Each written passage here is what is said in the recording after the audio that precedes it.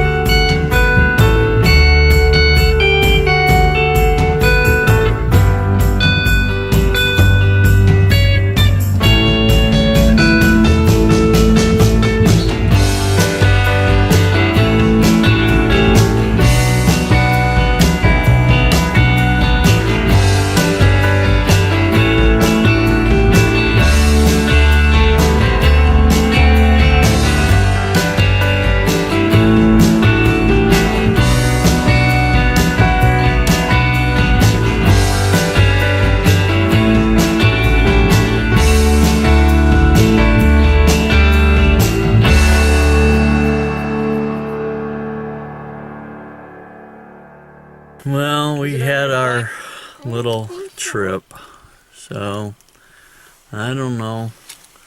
It was a pretty nice trip. You're just gonna have to wait until we get home, and I will look.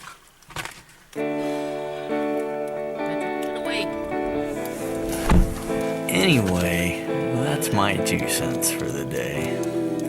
Thanks for watching. God bless, and see you next time.